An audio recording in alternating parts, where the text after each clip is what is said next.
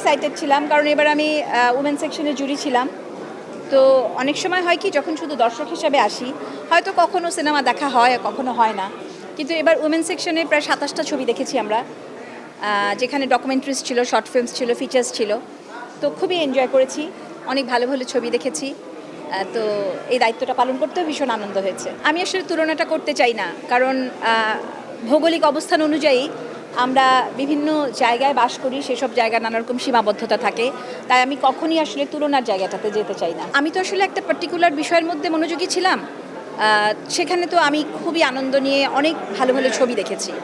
তো আমি মনে করি আমার ব্যক্তিগত প্রাপ্তিটা অনেক বেশি। ওমেন সেকশনে নতুনত্ব বলতে কি, নতুন নতুন ছবি আসবে, এটাই তো নতুনত্ব। তো খুবই চমৎকার সব সিনেমা দেখেছি, বিশেষ করে ডকুমেন্টারিজ। এই যে মাইগ্রেশনটা হয়, এক দেশ থেকে আরেক দেশে চলে যেতে হয়, এই যে নানা রকম রাজনৈতিক উত্থান পতনের মধ্যে দিয়ে পুরো পৃথিবীটা ঘুরছে, এর মধ্যে দিয়ে যে মানুষের যে কষ্ট যন্ত্রণা, তার যে ইনার জার্নি, তার যে ট্রমা, এগুলো একটা বড় বিষয়বস্তু ছিল এবারের ডকুমেন্টারি যেগুলো দেখেছি। সেটার মধ্যে অন্তত আমরা 3টা ডকুমেন্টারিতে এরকম পেয়েছি, এবং প্রত্যেকটা ডকুমেন্টারি একটার চেয়ে একটা সুন্দর। হয়তো একটাকে আমাদেরকে সিলেক্ট করতে হয়েছে, লিটল সিরিয়া, কিন্তু সবই খুব চমৎকার। আর উমেন সেকশনে জানেন তো এখানে ডিরেক্টররা সব উমেন। তো এখানে যে সমস্ত ফিচার্স দেখেছি বা শর্ট ফিল্মস দেখেছি ভীষণ সুন্দর। বিশেষ করে বলবো যে শর্ট ফিল্মগুলো চমৎকার ছিল, খুবই চমৎকার। মানে it's difficult to find out যে কোনটাকে আসলে ঠিক মতো নেওয়া হবে। শিল্প, সাহিত্য, সংস্কৃতির যে যাত্রা আমাদের, যা আসলে আমাদের আদি যাত্রা, এবং যা আসলে চলবে এবং যা আসলে থাকবে, যা আসলে আমাদের সর্বজনীন যাত্রা।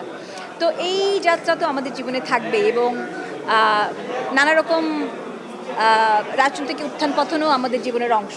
তো সব কিছুর মধ্যে দিয়ে আমি মনে করি যে আমাদের সব কিছু নিয়ে সুন্দরভাবে দাঁড়িয়ে থাকাটাই হচ্ছে গিয়ে সব থেকে বড় আনন্দ। যে মানুষ আসলে কেবলমাত্র যুদ্ধ বিগ্রহ না, মানে মানুষ আসলে শুধু ভায়োলেন্স দেখতে চায় না, মানুষ আসলে তার নিজের জীবনের গল্পগুলো খুব দেখতে চায়, খুব আপন গল্পগুলো। তার সব থেকে বড় প্রমাণ কিন্তু হুমায়ুন আহমেদ।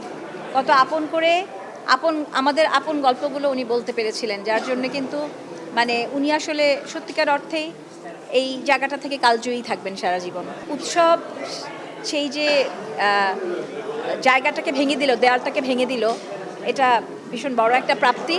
এবং তারই ধারাবাহিকতায় জানেন নিশ্চয়ই যে তানিম নূর আবারও নতুন একটি কাজ করছেন, বনলতা এক্সপ্রেস। আমি অধীর আগ্রহে অপেক্ষা করছি। 2027 সালের 7 জানুয়ারি থেকে 17 জানুয়ারি ঢাকা ফিল্ম ফেস্টিভ্যালের 25 বছর পূর্তির পর্দা উঠবে। তো সেটা খুবই আনন্দের। নিশ্চয়ই আমরা আসলে শোভন ভাই যেটা বলছিলেন, এখন থেকেই আমাদের কাউন্টডাউন শুরু হয়ে যাবে। তো আর সেই বছরটা আবার খুবই সিগনিফিক্যান্ট আরও একটি কারণে, রেইনবো ফিল্ম সোসাইটি সেটা 50তম বর্ষপূর্তি। তো রেইনবো ফিল্ম সোসাইটি যারা আসলে গত 25 বছর ধরে মানে নিরলসভাবে এই ফিল্ম ফেস্টিভ্যালকে নিয়ে আসছেন, মানে গত 24 বছর ধরে, তো আমার মনে হয় যে সামনের বছর 25 এবং 50 সে আনন্দটা তো আসলে বহুগুণ বেড়ে যাবে। নিশ্চয়ই আমাদের এবং বাইরের পৃথিবীর অংশগ্রহণ আরও বাড়বে, এবং নিশ্চয়ই আমরা আরও বড় পরিসরে কাজটা করতে পারবো। নিশ্চয়ই আমরা আরও ভালো ভালো ছবি দেখব, বাংলাদেশের এবং বাইরের, আন্তর্জাতিক। আমি তো চমকে দেওয়ার জন্য কাজ করি না, আমি আমার কাজটা ভালোবেসে করি। এখন কাজ যদি আপনাদেরকে চমকে দিতে পারে আমি খুশি হব।